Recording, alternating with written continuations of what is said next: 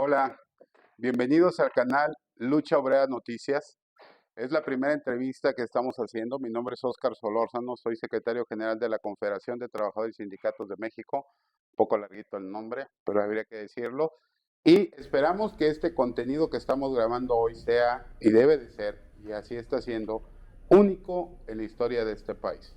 Nunca los sindicatos y menos los dirigentes han ido hacia los medios para hablar con ustedes, mayoritariamente chavos y chavas de toda la República Mexicana. No voy a usar un lenguaje así como muy acartonado, no me late. Soy chavo ruco. Bienvenida Leida Guevara. Muchas gracias. Bienvenida Gabriela Sánchez Romero.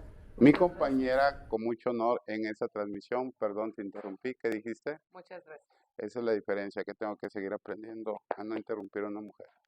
Vamos a empezar esta entrevista y todo el mundo dice Aleida Guevara, la hija del Che Guevara, del comandante Ernesto Che Guevara. A mí me gusta decirle comandante, porque todavía comanda en el mundo. Sí, y bastante. Y bastante bien, más bien que algunos de los que estamos vivos, incluyendo el de la voz. ¿No? Gracias por estar acá. ¿Quién es Aleida Guevara? Pues una mujer cubana. Yo siempre digo que genéticamente me tocó el honor de ser la hija de un hombre y una mujer muy especial, pero eso no es importante en la vida. Lo importante es que tú seas capaz de ser útil a otro ser humano. Y en ese sentido, bueno, lo he intentado siempre, ¿no? Tratando por todos los medios de cumplir las cosas que hace mi pueblo, en su mayoría, ¿no? Es decir, soy médico, alergóloga pediatra, y he cumplido misiones internacionalistas como la mayoría de los médicos cubanos. Es decir, he hecho la vida de pueblo, sin problema ninguno. Y madre de 2 hijas de las cuales estoy muy orgullosa, la verdad. Muy orgullosa y se te ven los ojos, se te ilumina. Muy, muy amorosa. Tengo que hacer una aclaración. En el momento que quieras, Gaby, me interrumpes. No. Yo creo que el problema de la humanidad hoy en cuanto a las parejas, hombre y mujer, y se le doy un consejo a los chavos, es que no obedecemos. Sean obedientes a ella y nos vamos a ahorrar problemas. Eso es lo que les digo. Bueno, pues al momento que quieras interrumpirme, me gustaría que hiciera la segunda pregunta, si tú quieres. Si no, yo le sigo. Perfecto. Pues bueno, primeramente muchas gracias por el espacio, muchas gracias por seguir con nosotros después de estos días maravillosos de enseñanza. Pues nada más, Aleida, yo creo que preguntarte, eh, comenzaste tu presentación diciendo, soy una mujer cubana, ¿no? Eh, para ti, con toda la situación global que vivimos a nivel social, ¿qué significa ser una mujer cubana? Ayer precisamente estábamos hablando de eso, es decir mujer en Cuba significa decir libertad, soberanía, amor, ternura, fuerza. Es decir, para Cuba la mujer es muy importante en el proceso revolucionario. Desde los primeros momentos de la Sierra Maestra, por ejemplo, Fidel crea un pelotón que se llama las Marianas. Mariana Grajales fue la madre de los Maceos, que son históricamente un grupo de hombres negros que van al combate contra los españoles, y entre ellos el general Antonio Maceo, que es el titán de bronce para Cuba. Es un hombre espectacular, lindísimo como ser humano. Y esta mujer, cuando ve a sus hijos que regresan del combate sangrando, heridos, graves, no permite llanto. Y le dice al más pequeño, no llores, empínate para defender a tu patria. Esa entonces se convirtió en la madre de todos los cubanos, ¿no? Mariana Grajales. Y por eso Fidel le pone a este grupo de combatientes Mariana Grajales. A partir de ese momento se ve la intención del jefe de la revolución de integrar completamente a las mujeres al proceso revolucionario. Martí también lo había dicho antes, es decir, esa savia de la mujer en un proceso es importante, porque no es solamente la fuerza que tú tienes como ser humano, sino que también estás defendiendo algo más, mucho más profundo, que es el futuro para lo que tú puedes llevar en tu vientre. Entonces, te da una fuerza extraordinaria para participar en cualquier proceso. Y eso lo aprovechan muy bien nuestros jefes al inicio de la revolución y comienza la Federación de Mujeres Cubanas en Cuba. Entonces, Poco a poco nos fuimos integrando a todo el proceso revolucionario. Hoy, estadísticamente, representamos, por ejemplo, el 62% de todos los profesionales del país. Representamos el 66% de los administrativos en el país y somos el 72% de los médicos en el país. Entonces, te das cuenta que la mujer, de ser solamente un cero a la izquierda, se convierte en uno de los principales elementos de la revolución. No queremos ir diferente a nuestros compañeros, no, queremos ir siempre a su lado. Lo que pasa es que podemos aprovechar nuestra fuerza, nuestra ternura, y en ese sentido ser mujer en Cuba significa lo que decía mi tía Ernestina Mazón. Ella decía, yo piso la tierra es mejor que yo. Eso significa que a mí no me pisa nadie. Muy bien. Ay, qué bonito. Muy bien, muy bien. No, sí, ustedes síganle. Yo nada más quiero mandar un mensaje a los chavos que están escribiendo. En este momento llevamos 5 minutos de entrevista. Ya debe haber más de 2 o 3 de ustedes que andan escribiendo cosas. Síganle, por favor. Hagamos algo bueno en este momento y créanos, digo, pueden irse, son libres, pero vale mucho la pena escuchar a Leida Guevara. Leida Guevara canta, cuenta chistes, unos muy buenos. Muy fuerte, demasiado fuerte para este medio. Pero sobre todo, yo lo sé, pero sobre todo abraza mucho y ama mucho a todos los seres humanos. Y eso es increíble porque ahí no hay poses, no es política, por lo menos no de la política que nosotros conocemos y crecimos, es un ser humano excepcional. Y quédense, chavas y chavos, estamos en Fuerza Obrera Noticias y si quieres seguirle, Gaby, dale, porque la verdad es que yo estoy encantado con esta pregunta y esta respuesta. Sí, no, la verdad es que creo que a México nos hace falta mucho por aprender, pero sobre todo ejecutar sobre esta parte de la mujer. Y qué hermoso que puedas decir, eh, mujer, o sea, esta parte donde tú dices mujer cubana significa libertad, porque cuando hablamos de la libertad es algo bien profundo, bien sólido, o sea, es algo que la humanidad necesita en todos los aspectos y es hermoso, la verdad, amiga.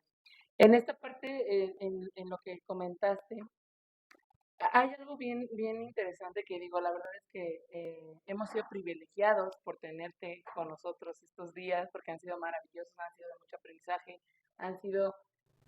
he conocido a un ser humano extraordinario, pero fíjate que quisiera preguntarte algo.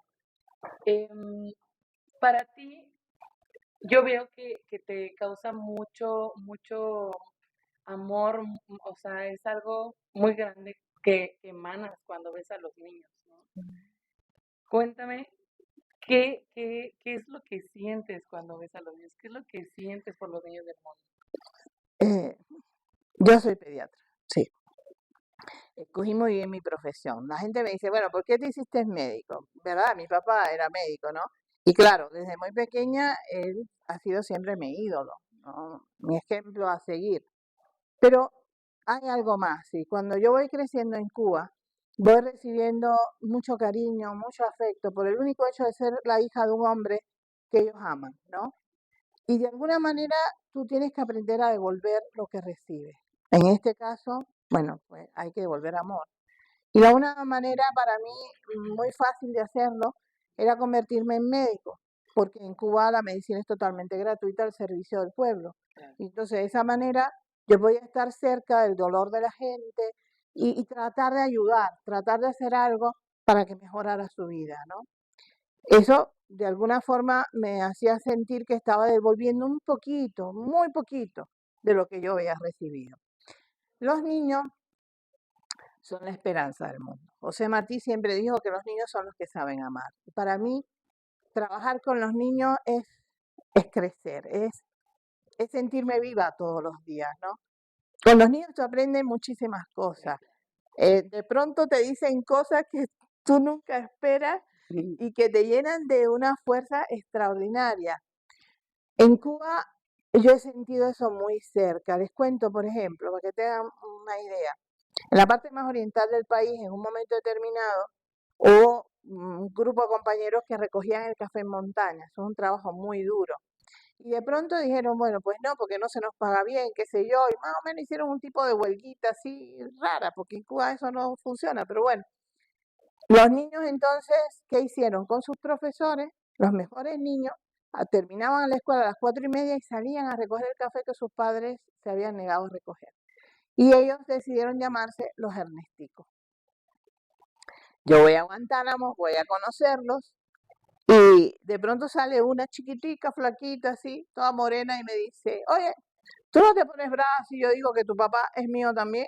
Digo, no, mi amor, claro que podemos compartirlo. Dice, bueno. A ver qué yo decía, ¿no? Pero ese tipo de espontaneidad en los niños, esa manera de decir lo que sienten, te da una fuerza extraordinaria para vivir, ¿no? Yo trabajo también con la Escuela de Niños Minusválidos en La Habana, que se llama Solidaridad con Panamá. Y ahí aprendí mucho, aprendí a respetar más la vida, a tener en cuenta las cosas que realmente tienen valor, de verdad, ¿no? Porque a estos niños les faltan brazos, les faltan piernas, tienen situaciones físicas bien difíciles y sin embargo tienen una fuerza extraordinaria para enfrentar la vida. Y cuando tú los ves, tú dices, señor, ¿en qué estoy pensando yo? ¿En qué cosa gasto mi energía si me falta esto, me falta lo otro? ¿No? Estos niños te dan una fuerza extraordinaria, pero además con mucho amor.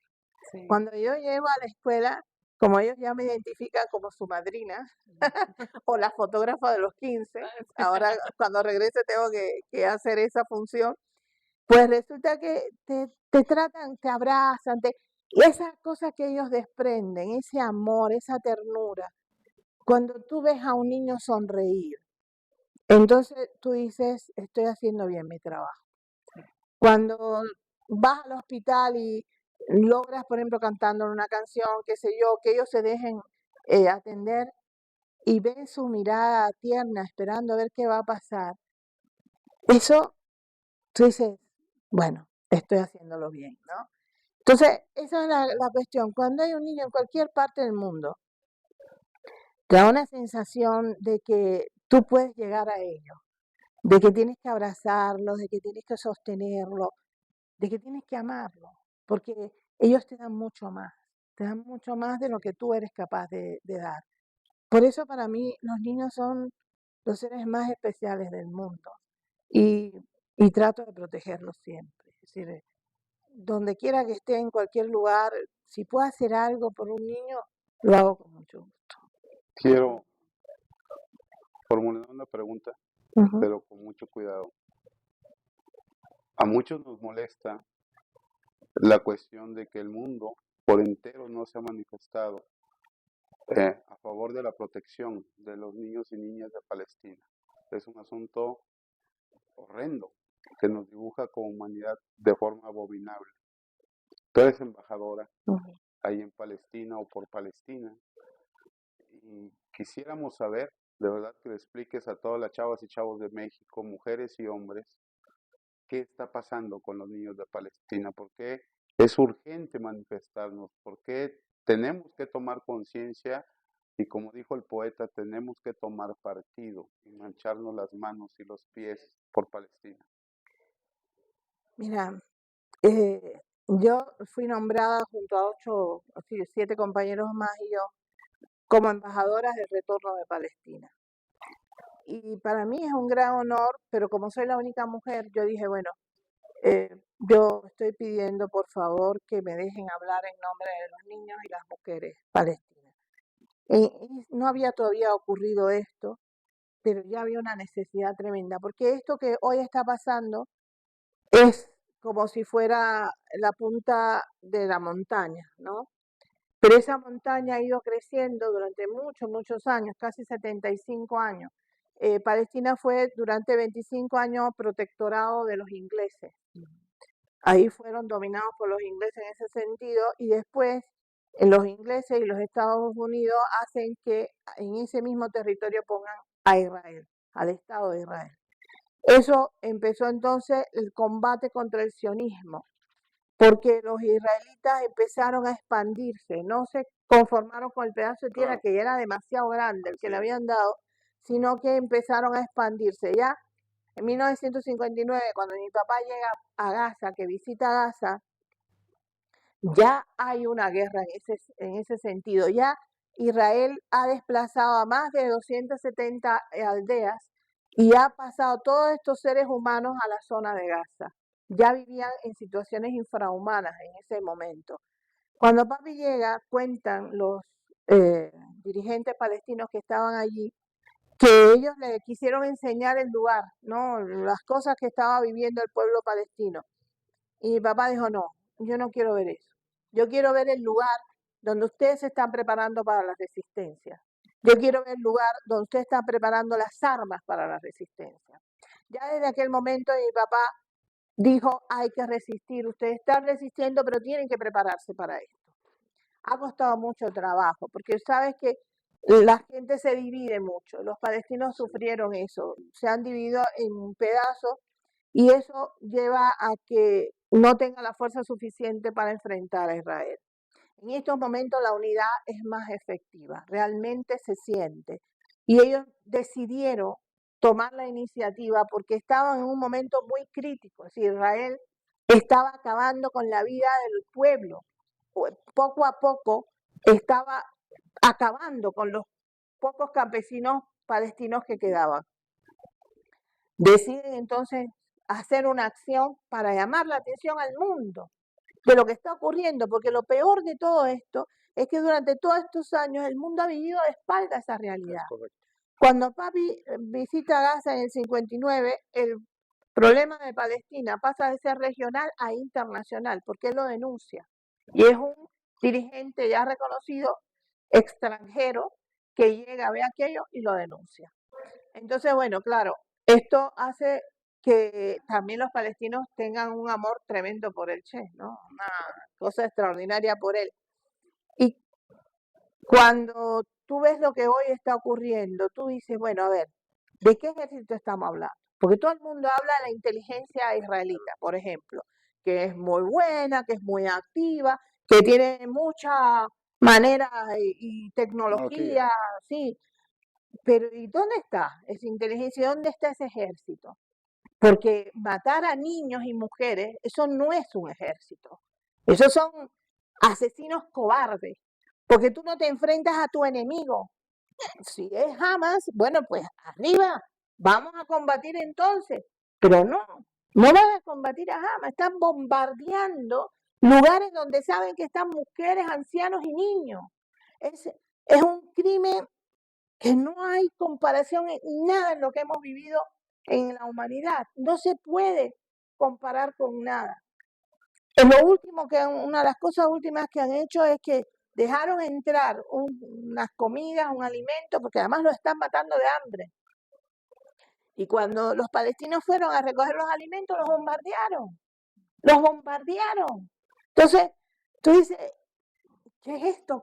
¿Qué hacer ante esto? Cuando tú ves el rostro de un niño sacado de los escombros y tú dices, estoy lejos, no puedo abrazarlo, no puedo...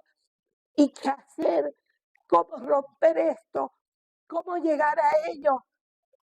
Yo he buscado varias maneras de llegar más cerca, pero no me han permitido llegar. Pero hay que romper ese cerco. Hay que llegar a esos niños, hay que alimentarlos, porque uno se pregunta, ¿los padres estarán vivos para abrazarlos, para sostenerlos? ¿Quién se hará cargo de ese infeliz? ¿Quién? Y tú sientes una impotencia tremenda ante estas cosas. No poder ayudar, no poder estar ahí, es lo más duro que uno vive en este momento.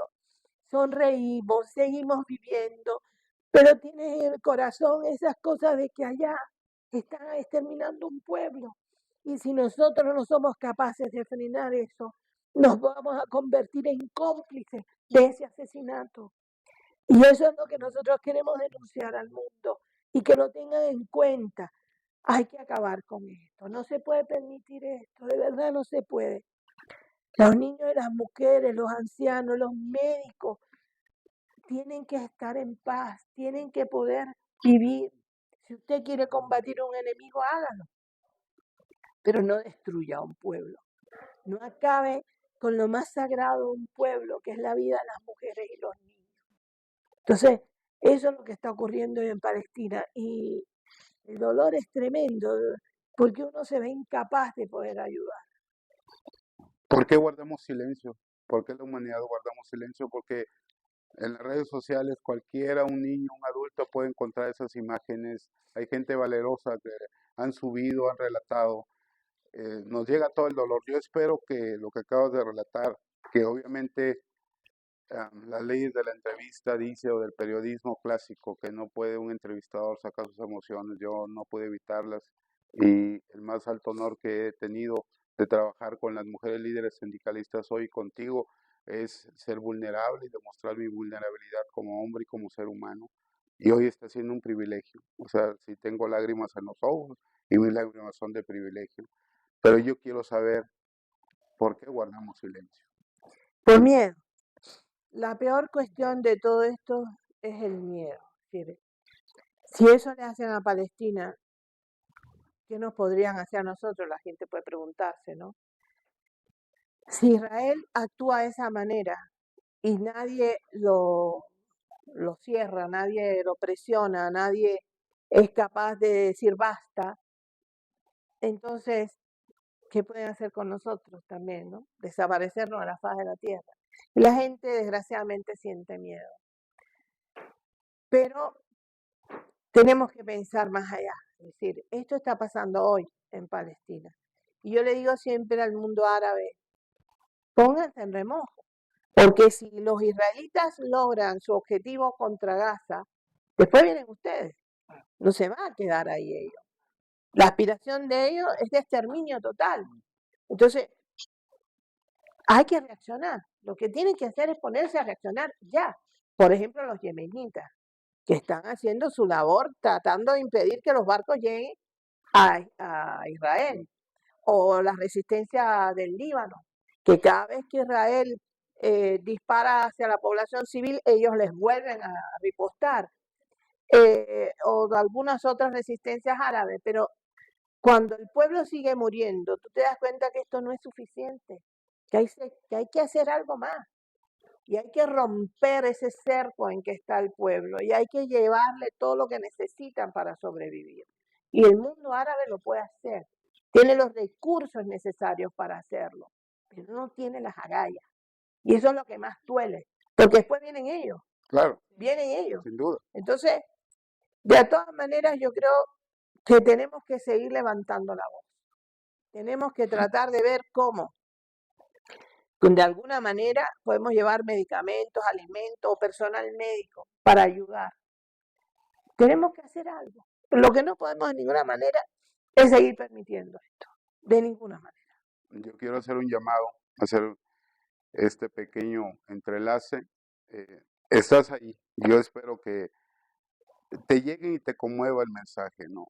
Tal vez en el afán cultural que tenemos a ustedes los chavos y chavas, es el descrédito, jugar en las redes, hacer comentarios como quieran, adecuados, inadecuados. Pero si te llegó el mensaje y tal vez no puedas mandar ayuda humanitaria, ayuda alimentaria hasta Palestina, lo que sí puedes hacer es replicar este mensaje y que llegue a todo el mundo. Eso es lo que queremos pedirle a todos. De verdad, yo creo que nos han culturizado durante muchos siglos en la humanidad para, por medio del terror y del miedo, no sentir el dolor ajeno. Es como un escudo de protección cultural que nos han impuesto y son pocos. Todos hablamos del comandante Ernesto Che Guevara, lo he dicho en 2 o 3 discursos, pero nadie queremos hacer lo que él hizo, nadie queremos anteponer el amor propio por el amor de otros, nadie queremos dar la vida, nadie queremos dar nada. Y nos han culturizado que el éxito en la vida es acumular dinero, acumular propiedades, acumular incluso confianza de lo que va a pasar con los nuestros, cuando sabemos en nuestro interior y nuestra sabiduría que no podemos controlar nada y que lo único que tenemos es ese momento y espacio para poder amar al otro y alcanzar la felicidad. Yo creo que lo único que podemos acumular realmente en esta vida es amor. Y lo que tenemos que acumular es sentirte satisfecho como ser humano. Eso es muy importante, por lo menos para mí. Ah, como te decía al inicio, me dicen la hija del Che, la hija del Che, sí, con mucho orgullo lo soy, genéticamente comprobado además. No hay problema con eso. Soy su hija, sí. Pero soy también hija de una mujer Es correcto. que lo amó y que me hizo conocerlo, porque yo perdí a mi papá prácticamente cuando tenía 4 años y medio, cuando él sale al Congo. Y cuando él regresa a Cuba, lo hace de forma clandestina porque ya se había despedido oficialmente el pueblo cubano y le pide a Fidel que no pasar por eso otra vez. Y Fidel lo entiende. Así que él entra clandestinamente a Cuba y yo no podía decir verlo porque al otro día iba a decir, bueno, vi a mi papá anoche, ¿no? Así que para podernos ver, él se tiene que ya transformar en el viejo Ramón y todas esas cosas. Prácticamente no lo volví a ver nunca más, sí. Mi madre me enseñó a conocerlo, a amarlo, a respetarlo y hizo una labor extraordinaria en ese sentido. Nos hizo sentir algo muy importante que no me canso de repetir porque ella dijo, ustedes van a recibir muchas cosas por ser los hijos del Che. Y lo tienen que recibir porque son manifestaciones de amor de la gente. Pero párense firmemente sobre la tierra y dejen pasar todo lo que ustedes no se han ganado como seres humanos. Y eso ha sido fantástico en nuestras vidas, porque aprendimos la diferencia. Si somos los hijos de un hombre espectacular, único quizás, pero somos nosotros mismos. Y lo importante, él siempre dijo, no quería tener hijos especiales, no, quería tener hijos dignos del pueblo donde vivimos. Y eso es lo que hemos intentado hacer todos, ¿no? Ser dignos del pueblo donde nos ha tocado vivir. En ese sentido, uno se da cuenta que devolver lo que tú recibes es algo muy bueno. Te hace dormir tranquila, te hace sentir felicidad. Es una cosa normal para nosotros, ¿no? Por eso, a veces cuando yo recibo en estos lugares tanto cariño de la gente, qué sé yo, un poco que me quedo así, como tiesa, porque sí, porque yo digo, tienen que darse cuenta que sí, soy la hija del Che, pero soy simplemente una mujer cubana.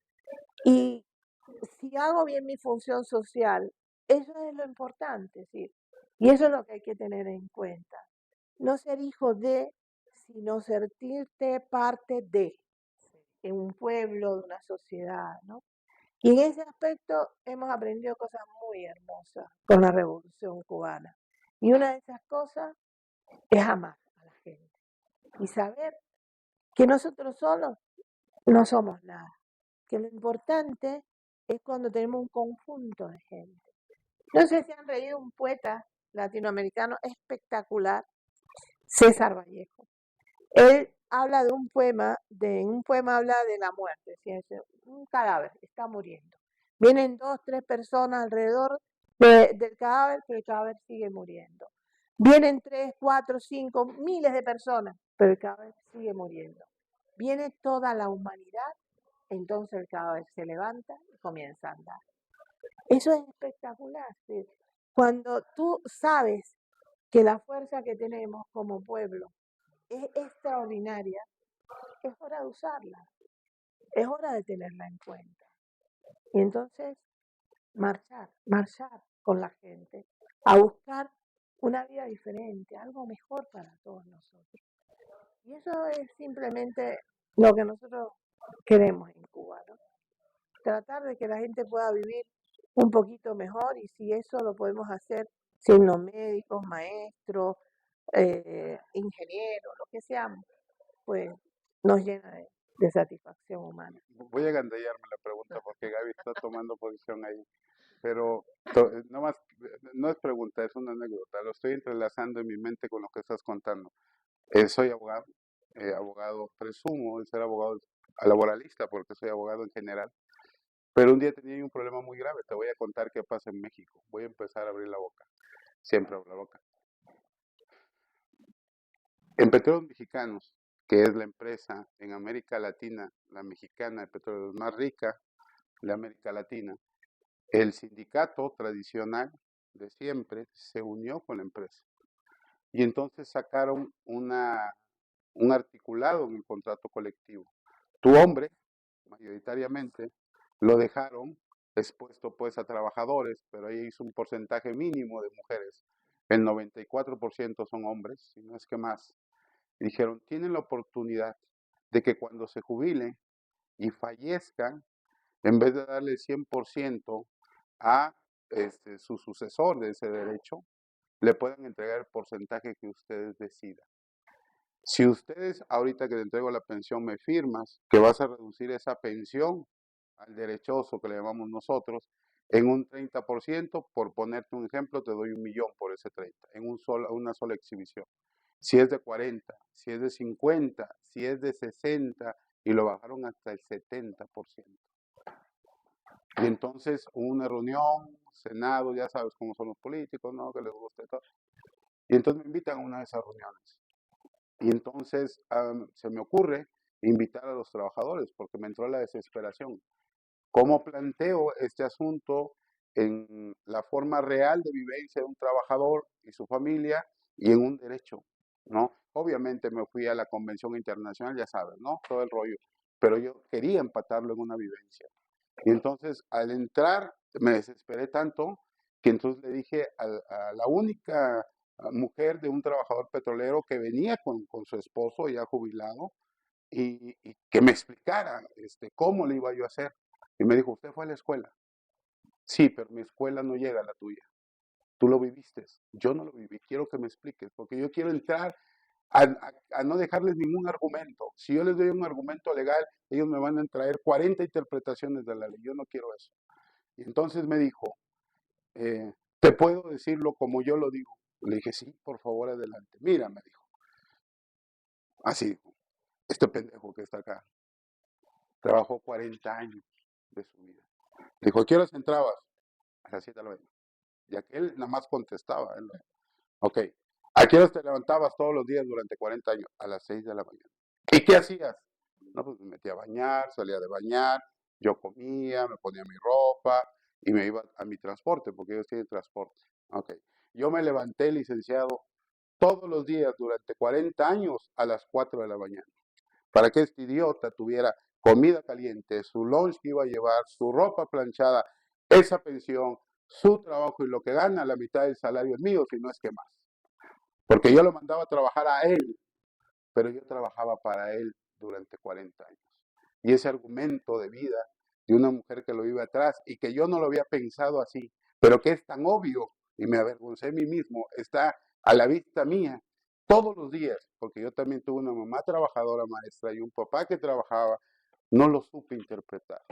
Hay veces que hay cosas que están enfrente y que no vemos porque nos han metido una idea casi genética de que tiene que ver el caballo de carrera solamente en un sentido. Y cuando le quitan los laterales, sigue viendo en un mismo sentido. ¿Qué tenemos que hacer? Si es que Aleida Guevara sabe qué tenemos que hacer o tiene una idea de cómo empezar a cambiar esta conciencia colectiva de los muchachos y muchachas, los nenes y las nenas que están naciendo en este país y en el mundo. Mira, no hay receta. Empezamos por ahí. Cada pueblo tiene su identidad, tiene su cultura y por tanto tiene que saber cómo buscar su manera de vivir, ¿no? Pero hay cosas que son básicas, importantísimas. José Martí, el héroe de Cuba, dijo siempre, él vivió en el siglo XIX, y dijo, para que un pueblo sea realmente libre, necesita ser un pueblo culto, para que nadie lo manipule, nadie lo engañe, nadie lo utilice. Y eso para nosotros es una ley. Lo primero que hace la Revolución Cubana, ¿qué cosa es? La alfabetización. En este momento Cuba tiene un proyecto que lleva en el ALBA, ¿saben? La organización que hemos creado con Venezuela y otros países latinoamericanos, de alfabetización con un proyecto cubano que se llama Yo Sí Puedo. De manera tal que no estamos alfabetizando solamente en los idiomas de la colonización, sino estamos alfabetizando en los idiomas autóctonos de nuestros pueblos. Porque eso es muy importante. Es decir, los españoles llegaron y nos dejaron su idioma. Eso no lo podemos rechazar. Ya es una cuestión de nuestro continente en su mayoría y Y es bueno porque nos podemos comunicar todos, ¿no? Pero no hay que olvidar nuestras raíces, nunca. Y esos idiomas no se pueden perder, porque es la cultura que nos hace vivir como pueblo.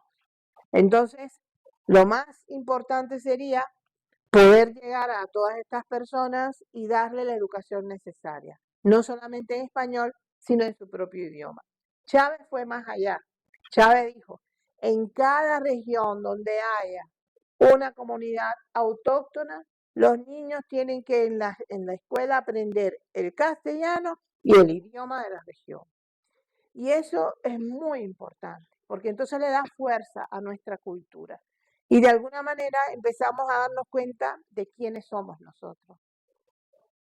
Con toda esta cosa de internet y eso, que yo no estoy en contra, yo también juego muchísimo en mi tablet y me entretengo. Ahora no, sí, yo lo digo tranquilamente, sí. Mi hermano Camilo me regañaba mucho porque él era mucho más intelectual que yo. Pero me despejo, me entretengo, qué sé yo. Así que yo sé que se puede hacer. Candy Crush.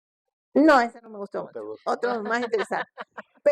Pero la cuestión es que eso no puede generar todo el aspecto de tu vida, ¿no? Sino tienes que darte cuenta del lugar donde vive. Vamos a hablar de México, ¿no? México tiene hombres y mujeres espectaculares, que hay que explotarlos para que los muchachos lo conozcan, Claro. lo sientan. Por ejemplo, Sor Juana Inés de la Cruz. Claro. Como mujer, a mí me encanta esa mujer. En el siglo que nace esta mujer, las mujeres no podían estudiar. Y ella se mete al convento para poder estudiar. Y es una mujer que llega a decir, hombres necios que culpáis a la mujer sin razón, sabiendo que sois la ocasión de lo mismo que culpáis. En ese siglo, esa mujer ya tenía el valor de escribir esas cosas. Entonces, ustedes tienen aquí una cultura ancestral que pueden utilizar, que hay que explotar. Yo no me canso de decir, yo estuve en Nicaragua, los primeros partos, las pobres nicas todavía me deben estar buscando porque yo no tenía experiencia ninguna, fue un desastre lo que hice, es verdad, eso es cierto. Terminé haciendo 100 partos en Nicaragua, 100 partos. Yo pensaba que era un máster haciendo partos. Y cuando llegué al norte de Ecuador con las parteras quichua, me di cuenta que no sabía nada. No sabía nada. Y ahí me puse a estudiar, a ver lo que ellas hacían, cómo lo hacían. Y ahí aprendí a hacer parto. Es decir, si nosotros somos capaces de captar esa cultura, de aprender lo mejor que ella nos puede dar y traerla a la actualidad, a la realidad, nosotros vamos a aprender a vivir mejor, mucho mejor. Hay miles de ejemplos de que estas personas, cuando tú las llegas a ver, las situaciones en que viven, están en el siglo XV todavía, ¿no? Pero cuando tú lo sientes hablar y sientes que aman la tierra donde están, tú te das cuenta que ellos son mucho más felices que nosotros, mucho más felices que nosotros. Entonces, tenemos que aprender de ellos muchas cosas, ¿verdad? Entonces, una cuestión, preparar a nuestros jóvenes para que estudien mucho. Pero a la misma vez, decía José Martí, todo el que tiene el privilegio de estudiar tiene el deber de devolver ese conocimiento a la sociedad. Y eso es básico. Sí, nosotros aprendemos y a la misma vez volvemos a devolver lo que hemos recibido. Y a ese mismo momento estamos aprendiendo algo nuevo.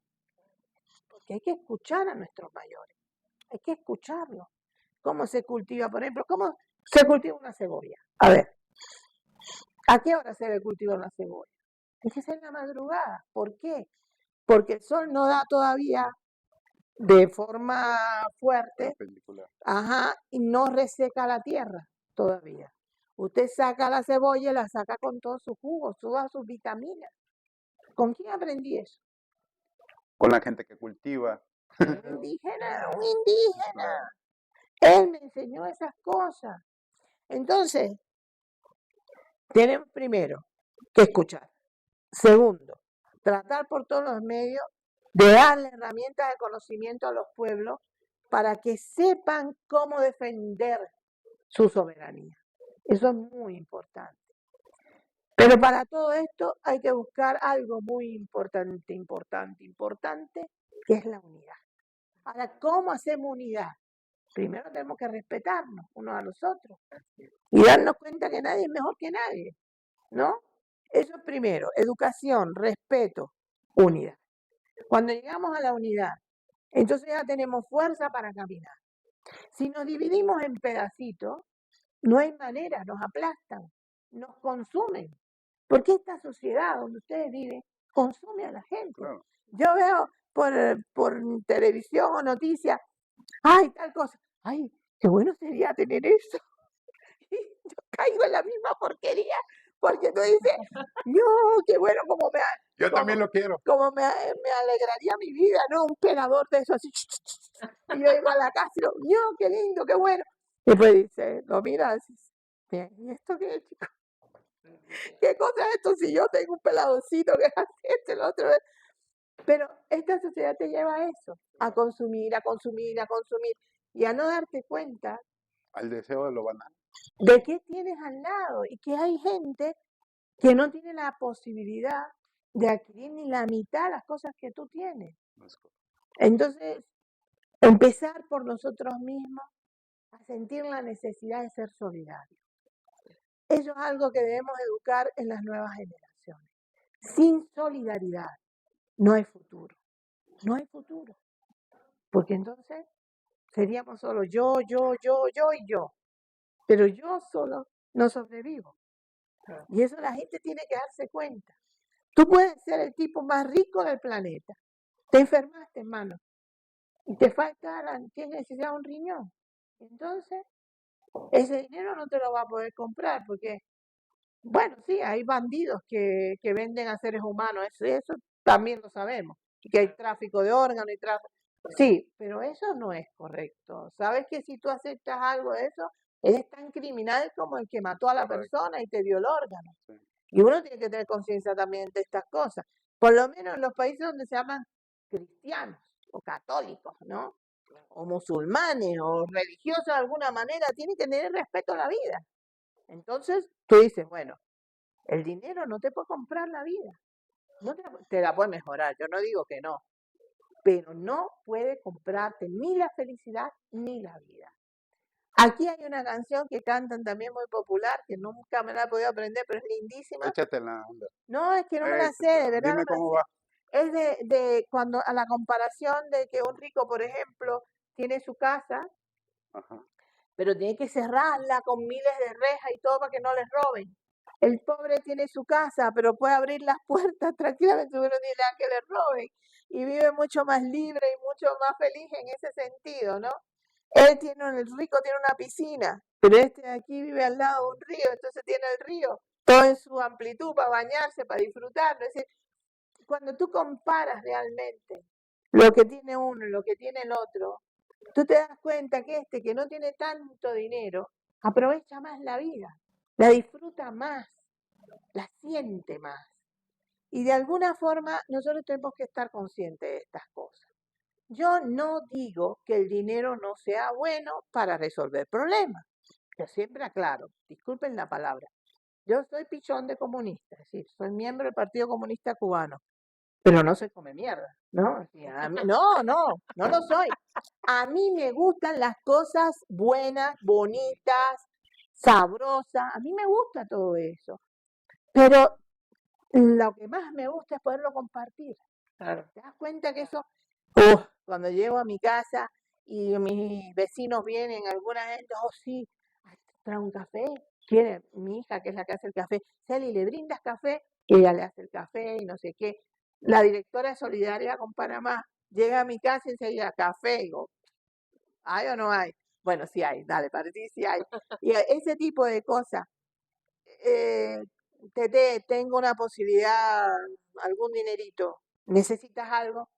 No, ¿qué vas? No te preocupes. ¿Qué sé yo? Te voy a comprar algo. Así que dime, ¿qué necesitas? Eso es para mí la satisfacción más grande del mundo. Poder ayudar a alguien, poder hacer sentir bien a un ser humano. Eso, no sé, pero a mí me hace sentir una mujer muy especial, ¿no? En Eres, ese, no, pero no la cosa esa, que si eres no, un ser no, humano, no, en ese sentido, de poder hacia compartir. adentro. Sí, tú sí, dices, ay, qué rico, qué bueno, qué bueno, eso es feliz, eso es felicidad, de verdad. Eso es feliz. Y yo pienso que de alguna manera tenemos que reconquistar esto, aprendiendo a nuestros mayores, toda su sabiduría ancestral. No miren al indígena como algo inferior, no es verdad, no es así. Primero, porque ha llegado hasta nuestros días tal y como él es, sí, y nosotros no. ¿Ah? Él ha mm, defendido su identidad. claro, Él puede ser ejemplo de resistencia y de lucha. Entonces aprendamos de ello, estemos cerca de ellos, ayudémoslo en todo lo que podamos. Yo me siento muy orgullosa de trabajar con muchachos, por ejemplo, del ELAM, la Escuela Latinoamericana de Medicina de Cuba, que ha formado miles de médicos en todo el mundo, pero sobre todo Latinoamérica. Y me voy a una brigada que se llama Che Guevara, 1 o 2 veces al año, en Argentina, antes que llegara el presidente actual, por supuesto. Y con esta brigada íbamos con los muchachos egresados del ELAM a distintos lugares que a veces ni los argentinos saben que existen, ¿no? Y vamos ahí, hacemos 2 días de trabajo intenso, tratando de llevarles salud, respeto, alegría, hacemos actividades deportivas, hacemos eventos culturales, todo completo, ¿no? Es todo completo. Y he visto a estos muchachos de verdad hacer cosas extraordinarias. Llegamos, por ejemplo, a una aldea, fíjate, y yo decía, bueno, ¿por qué no empezamos? Y me dice, no, doctora, hay que esperar al cacique, que dé el beneplácito para poder empezar. Y aquí me llenó de orgullo, porque cuando uno termina la carrera se cree que te puedes comer el mundo, ¿no? Y mis muchachos, no, mis muchachos respetan. Y eso es muy lindo, sí, eso me llenó de orgullo, de verdad. Yo me parecía que era la gallina con los pollitos, pero, pero me sentí muy satisfecha en ese sentido, ¿no? Logramos enseñarle a estos niños lo más hermoso de mi pueblo, es decir, el respeto y la solidaridad. Y para mí eso es quizás la base de empezar a crecer. ¿Verdad? Estamos transmitiendo para Lucha Obrera Noticias. Ya me agrandaría mucho, Gaby. La entrevista es tuya porque si no, no paro de hablar. Porfa. no, pues la verdad es que hay muchos puntos que a mí en lo personal me super llenan el corazón porque fíjate que yo he estado pensando estos días conforme a todo lo que hemos vivido, platicado, reído, ¿no? Ujú. Y la verdad, Aleida, creo que muchas personas creo que no ven, claro que es parte de nuestra tarjeta de presentación, ¿no? Como el tuyo de ser hija de Che Guevara, ¿no? Pero cuando empiezas a hablar, cuando empiezas a cobijar, cuando empiezas a amar, cuando empiezas a sonreír, a reír, o sea, es algo extraordinario. Te das a conocer como la gran mujer extraordinaria que eres. De verdad, eres una maestra en todos los aspectos, desde la parte humana. Pero hay algo que quisiera preguntarte, porque creo que a muchas mujeres aquí, y más aquí en México, luchamos mucho con la parte que tú comentas, ¿no? México tiene desde Sor Juana Inés de la Cruz, tenemos a las Adelitas que también se la rifaron, ¿no? Y no, tampoco lo mencionan, una José Ortiz de Domínguez, etc., ¿no? Entonces, creo que hoy en la juventud las mujeres siguen levantando la voz, pero falta una parte fundamental que quisiera que tú lo expusieras porque lo aprendí contigo estos días. Em, Esta parte de enfrentar los retos que como mujer, a pesar de que vengas siendo hija de un extraordinario hombre, ¿cómo es que tú puedes enfrentar esos retos y cuáles son esos retos en la sociedad en la que nos encontramos? Porque no solo estás en Cuba, nos haces el gran honor de visitarnos en México y en muchos otros países. Y cada cultura es diferente. Y cada que llegas a un país, yo creo que es un reto diferente. Entonces, sí quisiera poder hablarle a las hermanas mexicanas y decir, todas tenemos retos, todas enfrentamos retos, pero ¿qué retos Aleida Guevara como mujer se ha enfrentado ante la sociedad? Mm. ¿Y cómo es que Aleida Guevara los ha enfrentado? Mira, retos, como tú bien dices, tenemos todos, ¿no? Claro, Es decir, el ser hijo de un hombre que la gente también quiere, ama, ha sido también un reto. Porque el problema es que la sociedad cubana, tú podrías dividirla en tres grandes grupos. Una, que ven a los hijos del Che como cubanos normales, niños cubanos, jóvenes cubanos, en fin. Otra, que como el Che no está, entonces tienen que darle todo lo que puedan para que esos niños puedan ser felices y qué sé yo. Y otra, que como el Che no está, pues tienen que llevar a estos niños contra la pared porque tienen que ser los mejores del mundo, los más esforzados, los más... Nos hemos enfrentado a los tres, pero hemos tenido un bastión importantísimo que es mi mamá. Sí, ella hizo un bastión y dijo no. Primero, mis hijos los educo yo.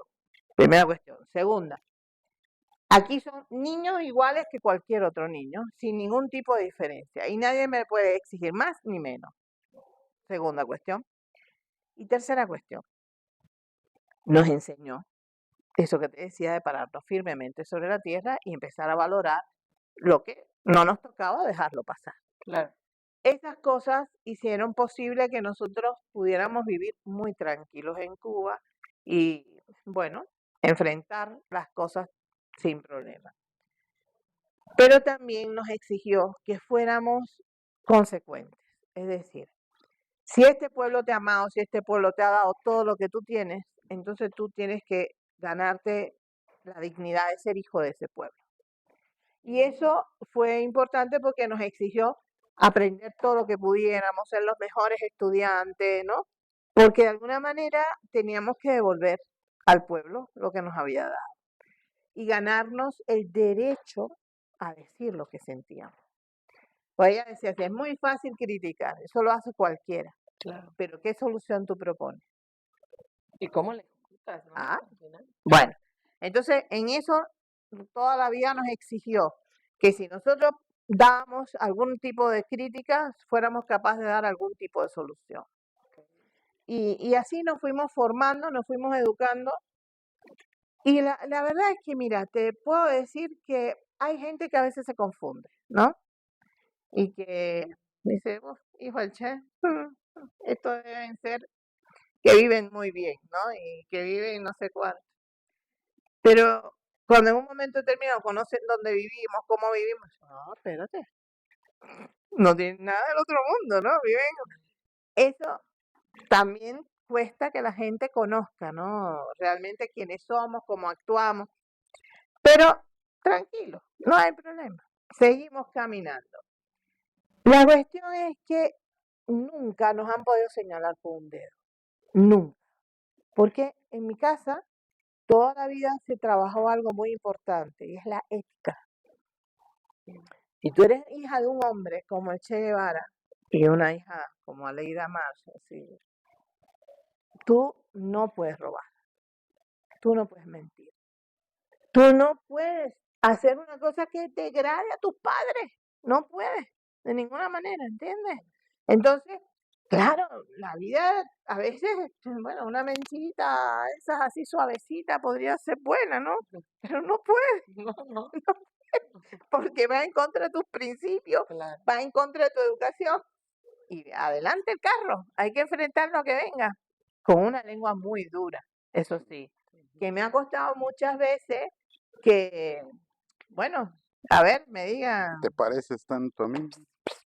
para atrás, date tranquilita, Leidita, que no te toca. Yo te puedo hacer historias de lo que he vivido en ese sentido. Pero mira, lo más importante es que tú sepas que lo estás haciendo de corazón.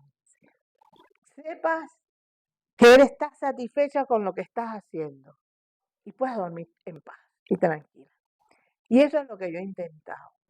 La formación, por ejemplo, de los hijos es muy difícil, porque a veces no estoy, ¿no? Estoy en otro lugar, me tocó defender a los 5 héroes cubanos, entonces viajar medio mundo para hablar de ellos, para activar la solidaridad internacional. Y mis hijas eran pequeñas. Y una de ellas un día me dijo, bueno, sí, ellos son héroes, pero yo soy tu hija. Y cuando yo te necesito, tú no estás. Y es verdad. Y entonces tuve que hablar con ella y explicarle, tú te vas a jugar dominó a la calle, ¿verdad? A las 12 de la noche. Yo me quedo tranquila en mi casa. ¿Por qué? Porque tengo seguridad. Porque esos hombres que están trabajando en el monstruo hacen posible que tú puedas vivir tranquila en tu patria. ¿Entiendes? Entonces, lo menos que yo puedo hacer hoy es luchar por la vida de ellos. ¿Entendiste? Sí. Bien. Suficiente. Y seguimos. Y seguimos que me decís, todos los días hay retos. Todos los días hay problemas porque tú dices, bueno, ¿yo qué hice? ¿Cómo eduqué esto? ¿Cómo formé esto? Y después dices, bueno, pasó. Entonces, hay que irle al frente y hay que trabajar en ello. La cuestión es no dar marcha atrás, nunca. Yo he tenido experiencias de verdad muy lindas con mi pueblo, muy lindas. Yo no te puedo hablar de un momento en que me haya sentido despreciada, humillada, no te puedo decir eso, porque no es verdad.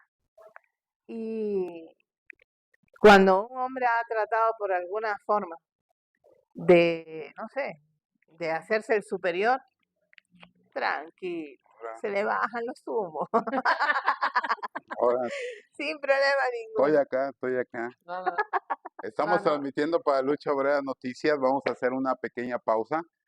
Va a haber una segunda parte de esa entrevista. Estamos con Aleida Guevara y tengo el honor de que me acompañe en este momento en la primera entrevista Gabriela Sánchez Romero. No tardamos, regresamos con ustedes. Algo de mi vida, pero no tenía la vivencia de haber ido a Cuba. Caminé en Cuba con mi obesidad 18 kilómetros en un día y no sentí.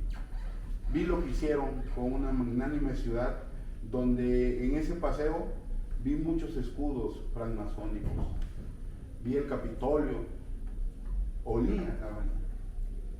Y ahora entiendo por qué José Martí escribía lo que escribía en su patria. Creo que van a pasar muchas generaciones antes de que olvidemos que Cuba es la Cuba libre. Cuando fui a La Habana dije, viva la Cuba libre. Y muchos en México me dijeron, no son libres. Y les explicaba eso. En Cuba todos son dueños de todo. La patria es de todos. Que no haya 20 platos en la mesa no significa que no sean dueños del plato. Tú tienes 20 platos, pero no eres dueño ni del plato, ni de la comida, ni de la mesa, ni del suelo que pisas, ni del agua que tomas, ni del aire que respiras en tus árboles. Lo único que podemos ser es cobardes porque no queremos luchar como los cubanos. Porque la patria cuesta vivirla, ¿no? Pero por eso hay que recordar a Benito Juárez.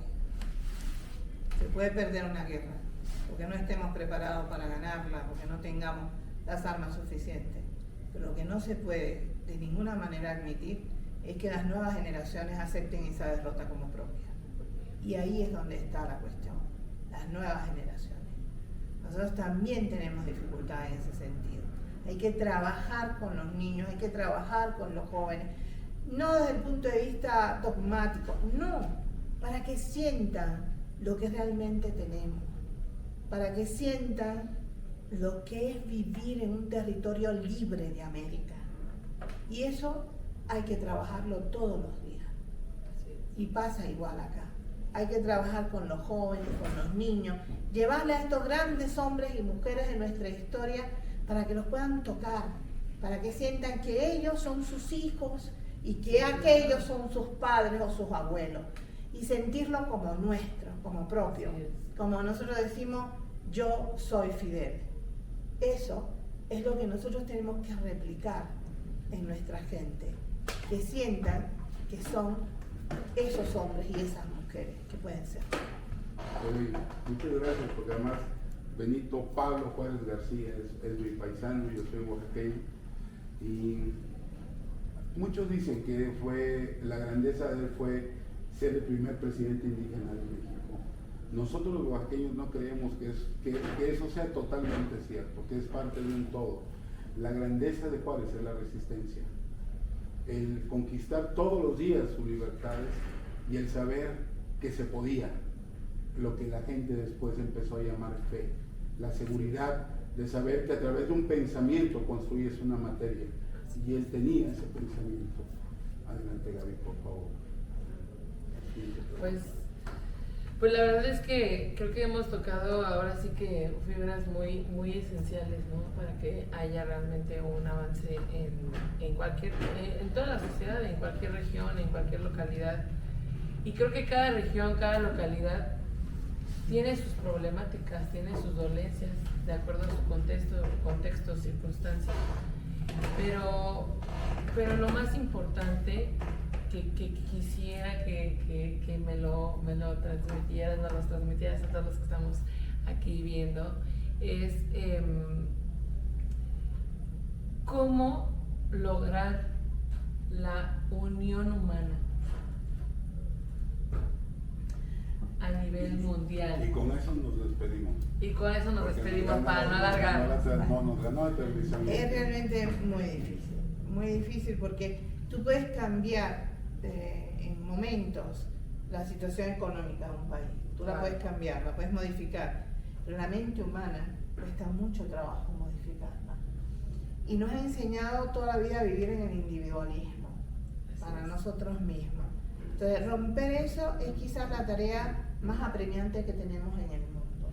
Para poder llegar a Gaza, por ejemplo, para poder luchar por otro pueblo que no es el tuyo, necesitamos romper todas esas trabas que nos han enseñado, que esto es mi pedacito y de aquí no salgo, ¿no?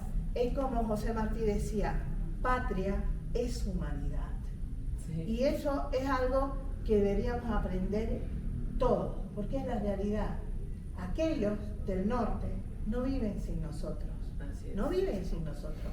Y nosotros tenemos que estar conscientes de eso, del poder que emana de nuestros pueblos para decir basta y comenzar a andar, pero de verdad, buscando esa unidad y esa fuerza que como pueblo tenemos y que nadie puede aplastar. Y si Cuba es ejemplo de algo, es de eso, de esa fuerza que emana de un pueblo unido y que jamás ha sido vencido. Eso es lo importante. A través de ese amor, de esa fuerza, busquemos entonces la unidad para marchar todos juntos. Muy bien, muy bien. Bueno, estamos transmitiendo, es la primera entrevista para Lucha Obrera Noticias. Estamos con Aleida Guevara y me acompaña, o la acompaño yo para no meterme en problemas, porque estoy aprendiendo. Nos acompañamos. Gabriela Sánchez Romero. Muchas gracias, que viva la Cuba libre y que viva México. Viva. Así es, viva. Queremos primero regalarte una playera y luego saber si Gaby nos puede acompañar a ponerse esta playera, claro, que habla de Aleida Guevara. Y tiene un hashtag. Por favor, recuerden suscribirse. Es gratis a la página. Yo me voy a poner la gorra del ingeniero Cuauhtémoc Cárdenas.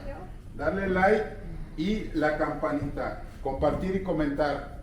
Creo que sería la gran diferencia, sobre todo por el gran mensaje a los niños y a la lucha que tenemos que proteger de Palestina. Y a la lucha del pueblo cubano que tiene por tener cosas, pero no por ser felices. Eso nos quedó claro. Están conquistando tener cosas, pero no la felicidad. Nosotros vamos a conquistar la felicidad, aunque tengamos cosas. Muy bien. ¿Va? Gracias.